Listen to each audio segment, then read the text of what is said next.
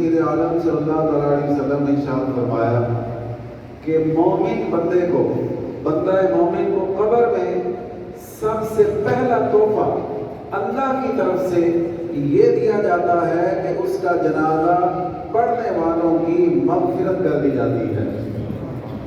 حضرت سیدنا بشر حافی رحمت اللہ تعالی علیہ مشہور زمانہ اولیاء کرام میں آپ کا نام ہے۔ آپ جب اس دنیا سے رخصت ہوئے تو حضرت سیدنا عبداللہ بن منبہ رحمت اللہ تعالی علیہ نے آپ کو خواب میں دے کر پوچھا کہ ما فعل اللہ بک، اللہ نے کیا معاملہ کیا آپ کے ساتھ؟ تو فرماتے ہیں کہ اللہ تعالیٰ نے مجھے بھی بخش دیا اور میرے جنازے میں شریک ہونے والوں کی بھی مغفرت فرما دی۔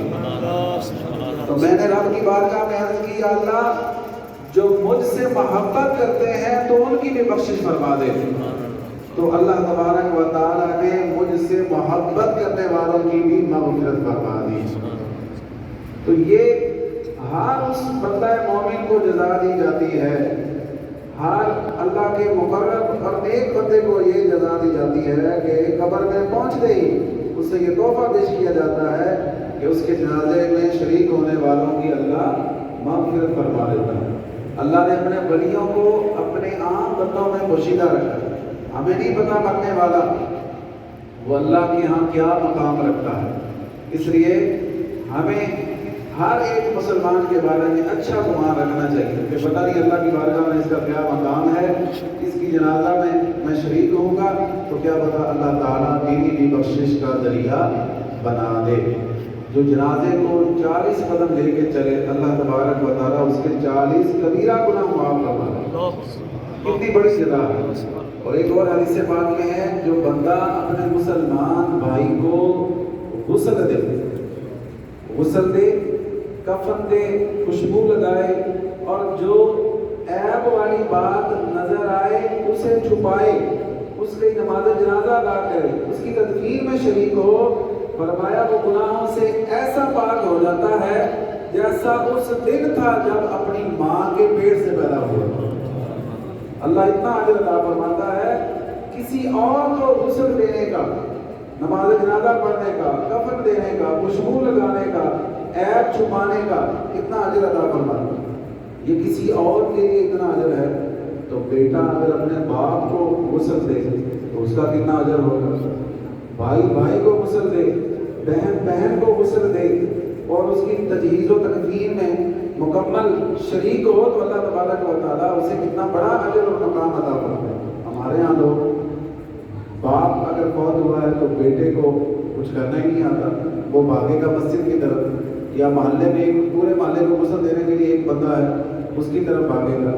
نہیں بھائی، یہ ہمارا حق ہے، مرنے والے کی اولاد کا حق ہے، اس کے قریبی رشتہ داروں کا حق ہے کہ وہ اسے غسل دے، اس کے بیٹوں کا حق ہے، اس کے بھائیوں کا، اس کے چاچوں کا، دیگر جو اس کے قریبی رشتہ دار ہیں ان کا حق ہے۔ اور ہم یہ سیکھیں اور سیکھ کر پھر اس پر عمل کرنا شروع کریں کہ ہم اپنے مرنے والے عزیزوں کو، اقربا کو خود غسل اور کفن دیں، خود ان کی نماز جنازہ پڑھائیں، خود ان کے لیے دعائیں کریں، گڑ گڑا کے رب کے حضور ان کی مغفرت کی بخشش کی دعائیں مانگیں تو اللہ تبارک و تعالیٰ اس کی بہت زیادہ ہمیں برکتیں عطا فرمائے گا۔ نماز جنازہ کے ضروری احکام میں بیان کرنا چاہوں گا۔ نماز جنازہ کے 2 رکن ہیں۔ کتنے رکن ہیں؟ 2 رکن ہیں۔ ایک ہے قیام کرنا اور دوسرا رکن ہے 4 بار اللہ اکبر کہنا۔ نماز جنازہ کے کتنے رکن ہیں؟ 2۔ کون کون سے؟ پہلا کیا ہے؟ قیام اور 4 بار اللہ اکبر کہنا، اور 3 سنتیں مؤکدہ ہیں۔ 3 سنتیں مؤکدہ ہیں۔ نمبر 1 ثنا پڑھنا، نمبر 2 درود پڑھنا، اور نمبر 3 میت کے لیے دعا کرنا۔ یہ نماز جنازہ کی 3 سنتیں۔ غائبانہ نماز جنازہ نہیں ہوتی۔ میت کا جس کی نماز جنازہ ادا کرنی ہے اس کا موجود ہونا ضروری ہے، سامنے موجود ہونا ضروری ہے، ورنہ غائبانہ نماز جنازہ نہیں ہوتی۔ اب اس کا طریقہ کار یہ ہے، سب سے پہلے نیت کہ کہ نیت کرتا ہوں میں اس جنازہ کی نماز کی واسطے اللہ تعالیٰ کے پیچھے اس امام کے دعا واسطے اس میت کے درود واسطے نبی پاک صلی اللہ علیہ وسلم کے اللہ اکبر۔ میت کے لیے جب ہم نماز جنازہ کی نیت کرتے ہیں تو اس میں نیت کے مختلف الفاظ ہیں، تو الفاظ آگے پیچھے ہو جائیں یا رد و بدل ہو جائے تو اس میں کوئی حرج نہیں۔ اصل مقصد یہ ہے کہ یہ نیت ہونی چاہیے کہ میں اس جنازہ کی نماز کی نیت کرتا ہوں اللہ تعالیٰ کے لیے، پیچھے اس امام کے اللہ پر یہ بھی کہہ دیں تو نماز جنازہ کی نیت ہو جائے۔ اس کے بعد آپ نے بغیر اپنا ہاتھ اٹھا کر نیت باندھنی ہے، جیسے امام کہے گا، اور ہاتھ جس طرح ہم نماز میں باندھتے ہیں ویسے ہی آپ نے ہاتھ باندھ لینے ہیں، پھر ثنا پڑھنی، چاہیں تو بالکل ویسی جیسی نماز والی ثنا ہے وہ پڑھ لیں، ورنہ وتعالی جدک کے بعد وجل ثناؤک ولا الہ غیرک اس کا اضافہ بھی کیا جا سکتا ہے۔ پھر اس کے بعد دوسری تکبیر امام کہتا ہے، پھر ہم پڑھتے ہیں درود پاک۔ درود پاک جو نماز میں پڑھا جاتا ہے درود ابراہیم یہی پڑھنا ہے۔ پھر اس کے بعد تیسری تکبیر ہوتی ہے، تیسری تکبیر کے بعد میت کے لیے دعا مانگیں، اگر بالغ مرد یا عورت ہے تو اس کے لیے ایک ہی دعا ہے، اللہم اغفر لحینا ومیتنا وشاہدنا وغائبنا وصغیرنا وکبیرنا وذکرنا وانثانا اللہم من احییتہ منا فاحیہ علی الاسلام ومن توفیتہ منا فتوفہ علی الایمان۔ اور اگر نابالغ لڑکا یا لڑکی ہے تو اس کی دعا الگ الگ ہے، کیا ہی اچھا ہو ہمیں دعا کے ساتھ ساتھ اس کا ترجمہ بھی یاد ہو، اور بڑا پیارا اس کا ترجمہ ہے، ترجمے کے ساتھ دعا پڑھنے کا لطف اور زیادہ بڑھ جاتا ہے۔ تو اگر لڑکا ہے تو اس کے لیے اور دعا ہے، اس کی یہ دعا ہے، اللہم اجعلہ لنا فرطا واجعلہ لنا اجرا وذخرا واجعلہ لنا شافعا ومشفعا۔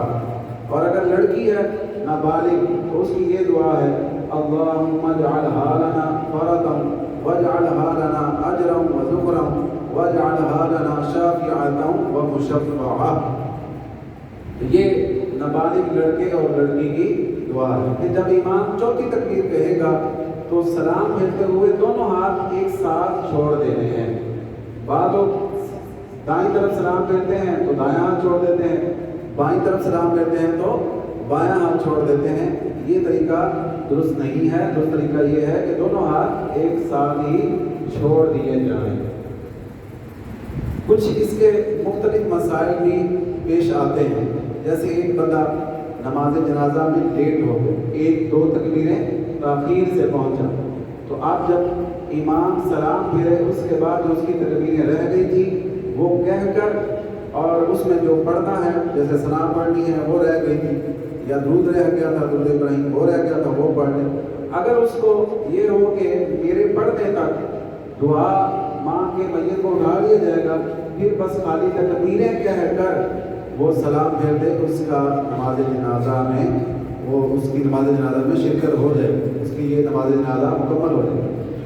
اگر کوئی شخص امام کی چوتھی تکبیر کے بعد پہنچا اور امام نے ابھی سلام نہیں پھیرا، چوتھی تکبیر کے بعد پہنچا اور امام نے ابھی سلام نہیں پھیرا، تو اب وہ جلدی جلدی 4 تکبیریں کہہ لے اور سلام پھیر دے، اس کا بھی نماز جنازہ قبول کر لیا جائے گا انشاءاللہ تعالی، اگر اللہ نے چاہا تو۔ بہرحال اس کا طریقہ کار یہ ہے۔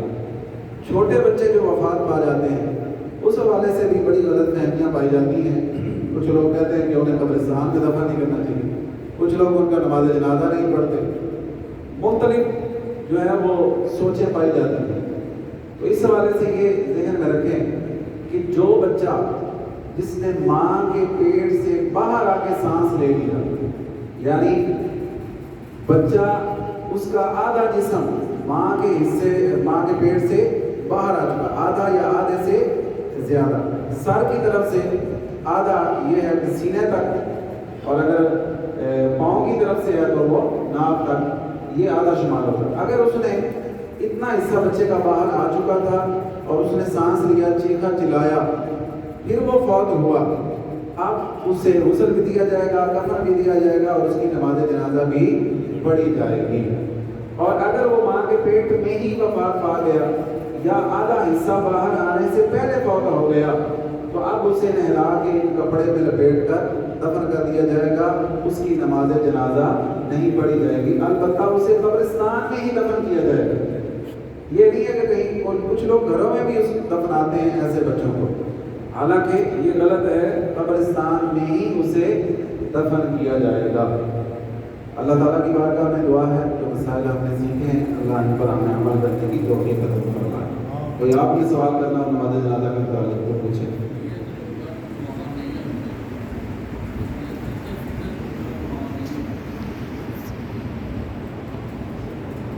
یہ تو بڑے افسوس کی بات ہے کہ ہم دین سے اتنے دور ہیں اور ہمارے پاس اتنا بھی ٹائم نہیں ہے کہ ہم نماز جنازہ کی دعا نہیں سیکھ سکتے۔ ہونا تو یہ چاہیے کہ اس کے ضروری مسائل بھی ہمیں آتے ہوں اور نماز جنازہ کی جو دعائیں ہیں ترجمے کے ساتھ ہمیں آتی ہوں، اور ہم اتنا ٹائم تو نکالیں کہ روزانہ 5 منٹ بھی کسی حافظ صاحب کو، کسی امام صاحب کو دیں اور نماز جنازہ اگر یاد کرنا چاہیں تو کر سکتے ہیں، 5 منٹ بھی 10 منٹ بھی دیں تو کر سکتے ہیں، لیکن توجہ نہیں ہے، غفلت ہے، سستی ہے اور اہمیت اپنی نظر میں نہیں، اپنی موت یاد نہیں۔ تو بہرحال جس کو نہیں آتی دعا تو وہ دعا کی نیت سے سورۃ الفاتحہ پڑھ لے، یہ نہیں ہے کہ آپ اس پہ پکا ہی ہو جائے، اس سے ضروری ہے کہ وہ نماز جنازہ کی دعائیں یاد کریں۔ بہرحال بامر مجبوری اگر پڑھنا پڑے تو پھر وہ دعا کی نیت سے سورۃ الفاتحہ پڑھ سکتا ہے۔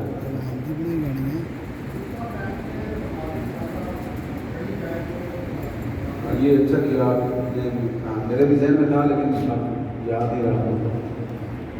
جو شخص جوتا پہن کے نماز پڑھنا چاہے اس کا حکم یہ ہے کہ اگر جوتا پہن کے نماز پڑھنی ہے تو پھر جوتے کا اور جس جگہ کھڑے ہو کے نماز پڑھ رہے ہیں دونوں کا پاک ہونا ضروری ہے، اور جوتا اگر اتارا ہوا ہے جوتے کے اوپر کھڑے ہو کے نماز پڑھ رہے ہیں پھر جوتے کے تلوے کا اور زمین کا پاک ہونا ضروری ہے، اور اگر خالی زمین پر کھڑے ہو کے نماز پڑھ رہے ہیں تو پھر زمین کا پاک ہونا لازمی ہے، اور اگر دیکھ لیں اگر جوتے ناپاک ہیں تلوا اس کا تو پھر جوتے پہ کھڑے ہو کے نماز نہ پڑھی جائے۔ آج کل تو بہرحال کیا جنازگاہیں بنی ہوئی ہیں تو اس طرح کا مسئلہ کم ہی درپیش رہتا ہے، کئی گاؤں دیہاتوں میں لوگ میدانوں میں وہ جوتے پہن کر وہاں نماز پڑھنے کی عادت پیش آتی ہے، بہرحال اس کا جو ضروری مسئلہ ہے وہ یہ ہے۔ وہ میں نے عرض کر دیا غائبانہ نماز جنازہ نہیں ہوتی۔ امام نے سلام پھیرنا جی، ہاتھ بندے نے دو میں ایک بار چھوڑ کے ہاں جی، جب امام نے سلام پھیرنا دونوں ہاتھ ایک بار چھڑ دینا، جب امام نے سلام پھیرا نماز تو باہر ہو، اور جب نماز تو باہر ہو گئے پھر ہاتھ بننے کا کوئی مقصد نہیں ہے، ٹھیک ہے۔ اور کچھ